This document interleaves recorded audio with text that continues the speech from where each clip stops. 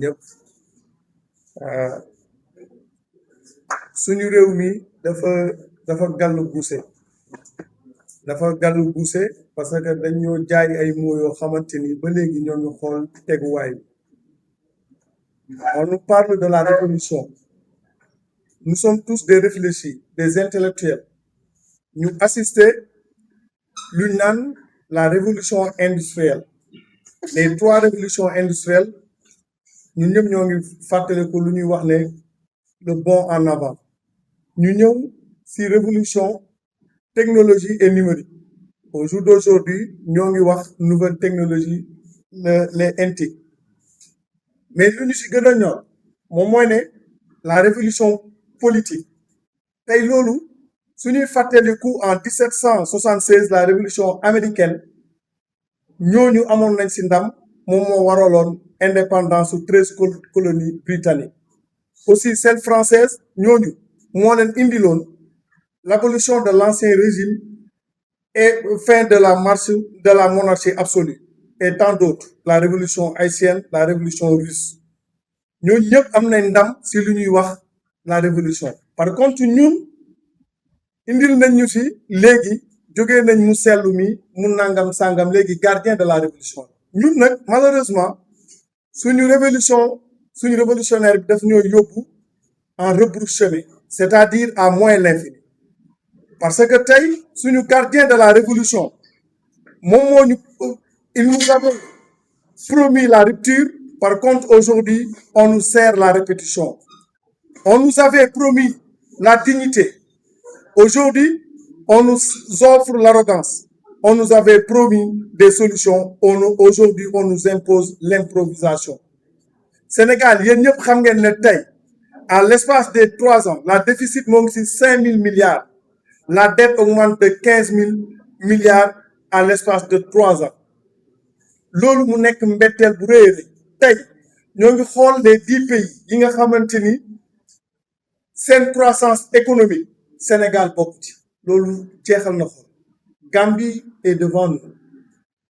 ma leen di rappeler les Guinéens ba leen Gambie gagné Coupe d'Afrique ñuy wax la Gambie ñun tey mun nañoo wax la Gambie la Guinée l'Éthiopie la Côte d'Ivoire le Sénégal bi nga xamante ni tey ñun ñoo nekkoon le locomotive du développement africain tey foofu lañ toll. tey ñi génn nañu ci les 10 premiers pays rang bi ba léegi ñoo ngi koy jéem xamaguñ ñun fuñ toll.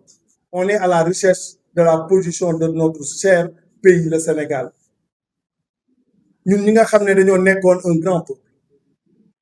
li ma gën a métti nag muy waa ànd dem fenal ñu ci kanamu kër diine yi pas ànd sàmm jikko ya mooy ànd dem fenal ñu ci kanamu kilifa diine yi ànd dem fenal ñu ci kanamu xalif généraux yi dañoo fenal wëy ñi def nañu raw ruuram dañoo fenal parce que le document hier je l'ai parcouru j'ai ouvert tous mes bouquins yi nga xamante ni mun na ma jox la définition de ce qu'on appelle la criminalisation pour xool ndax man la sama jàng réer sama aliwoo moo fëkk wala man li ma xamoon moo tuur.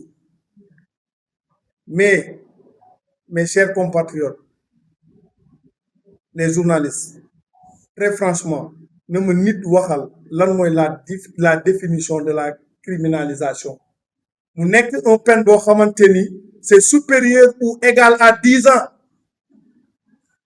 mu nekk une peine boo xam ne ni ce qu'on appelle la cour d'assises moom moo koy atte.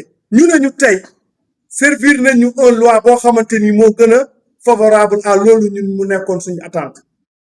donc je pèse bien mes mots mooy waa ànd sàmm dem fenal ñu si suñu kanamu xalif généraux yi.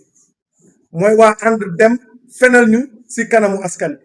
mooy waa ànd dem fenal ñu si kanamu kër kilifa diine yi. ñu am mbetteel bu rëy rëy ñu am mbetteel bu rëy rëy waxi criminalisation bi loolu rek moo si mbetteel man si man waaye lu dagg rek morom ba lay fekk. nit ki lu mu gis boppam rek moom lay défendre. ku dugg sa biir kër bëgg a jàpp sa doom dóor ko sa kanam di nga simmeeku dina gis sa yaramu neen. donc lu wees waa ànd sàmm fenal ñu suñ kanamu kër kilifa diine yi amul leneen lu ma ci métti ndax aw ma si beneen njàqare il y a pas de souci tey nag Sénégal ku nekk yaa ngi teggi sa natt. C'était il y a de cela une semaine mu nekkoon étudiants yi ñoo doon jël seen wàll. Hier et aujourd'hui les enseignants. Précédemment les journalistes jaxase nañ leen les jeunes chroniqueurs avec les chefs de presse je ne sais pas les patrons de presse. Je pense que d'ici peu dinañ toucher tous les secteurs de la société. Le Sénégal est au gouffre.